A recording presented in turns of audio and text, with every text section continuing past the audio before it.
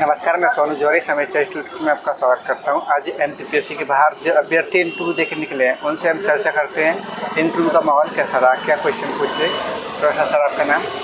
मेरा नाम अब्दुल समीम है। सर, आप कहाँ से? मऊगंज जिला से। मऊगंज जिला से? मऊगंज जिला मध्य प्रदेश का एक नया जिला बना है, रीवा से कट के बना है। जी सर। तो वो उस जिले से बिलोंग करता हूँ। पहले मेरा रीवा जिला लगता था और तहसील मऊगंज थी जी। सर, जैसे अभी आपने बताया मैं रीवा से हूँ, रीवा से कोई क्वेश्चन आया था? रीवा से कुछ क्वेश्चन नहीं आया था, बस सर ने पूछा आप मऊगंज से? हमने कहा हाँ सर मऊगंज से। एवरेज कितने टाइम तक चला सर आपका इंटरव्यू? तकरीबन 10 मिनट चला है। किन के बोर्ड में था सर आपका? मेहरा सर के बोर्ड में था। सर, थोड़ा सा बताना चाहिए क्वेश्चन किस तरीके से पूछे गए?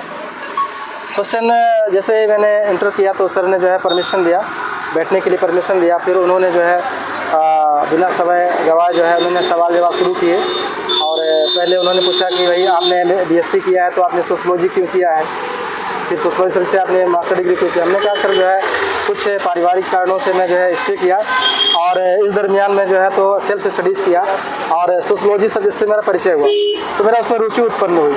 तो मैंने जो है तो ये तय किया कि अब मास्टर डिग्री सोशलॉजी से करूँगा और इसी को अपना लक्ष्य बनाऊँगा। और इसके बाद जो है तो उन्होंने कहा ठीक है, और इतना समय और भी आगे क्यों लग गया, 2014 में आपने किया। मैंने कहा सर इसके बाद मेरी मैरिज हो गई और बहुत सारी पारिवारिक जिम्मेदारी के कारण जो है मैं इसमें लगा रहा और इसी क्रम में मेरा नेट और सेट हुआ।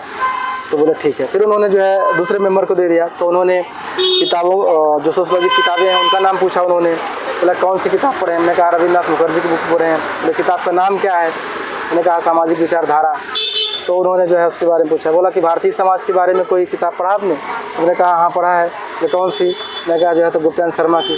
फिर उन्होंने यही क्वेश्चन पूछा कि आप उनमें संस्था के बारे में उन्होंने लिखा है कुछ? हमने कहा लिखा है। बोले क्या है संस्था? हमने कहा परिवार विवाह नातेदारी संस्था कौन कौन सी है? ये सब है संस्थाएँ। ठीक है।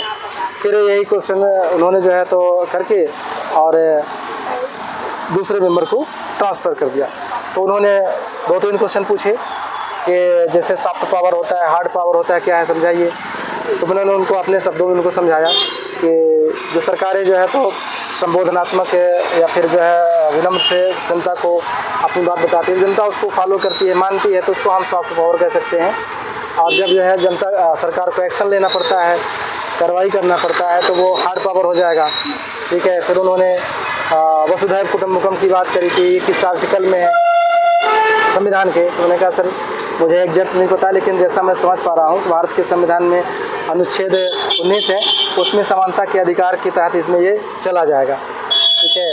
फिर उन्होंने जो है तो विवाह का जो एक समझौता होता है, कॉन्ट्रैक्ट होता है, उसके बारे में क्वेश्चन पूछा कि क्या है ये समझौता क्या है। मैंने कहा कि अगर दो लोगों की सहमति नहीं है आपस में तो भविष्य में उसको रिश्ता को तोड़ सकते हैं आप फिर रजामंदी से, तो ये कॉन्ट्रैक्ट है ना। तो और क्या है इसमें? मैंने कहा इसमें मेहर है, तलाक के प्रावधान भी हैं, ये सब चीज़ें हैं। तो इतना करने के बाद फिर हो गया बोले ठीक है सर। और जो मेहर सर ने कहा ठीक है सर, थैंक यू, और बस हो गया ही में। और या 10-15 क्वेश्चन ऐसे हुए हैं सर। जैसे कि अभी आपने बताया थोड़ा सा थिंकर से कोई क्वेश्चन आया वेस्टर्न और इंडियन में ना? उन्होंने कोई थिंकर से कुछ क्वेश्चन नहीं पूछा, किताब का नाम पूछा है। और इंडियन सोशलॉजी में जो है तो उन्होंने किताब का नाम पूछा और उसके थोड़ा संस्था का पूछा है। 1-2 क्वेश्चन पूछे हैं, बहुत ज़्यादा वेस्टर्न नहीं गए हैं। तो एकदम से सिंपल क्वेश्चन है, आसान क्वेश्चन पे है। तो बहुत ज़्यादा सर करंट का कोई क्वेश्चन पूछा था? नहीं, करंट का कोई क्वेश्चन नहीं। सर ऐसे अभी भारतीय नारियों से संबंधित कोई क्वेश्चन? भारतीय नारियों संबंधी कोई सवाल उन्होंने नहीं पूछा। जैसे भारतीय ग्रामीण समाज और शहरी समाज से कोई क्वेश्चन? नहीं, और कोई क्वेश्चन नहीं उसमें से। ओके सर, थोड़ा सा बताना चाहोगे आने वाले अभ्यर्थियों के लिए? आने वाले अभ्यर्थियों के लिए ये है कि अच्छे से पॉजिटिव आए, आराम से जितना पढ़ाई कर लिया है बहुत है, और रिलैक्स होकर के अपना इंटरव्यू का इंतज़ार करें, इंटरव्यू दें, बढ़िया जाएगा, अच्छा रहेगा।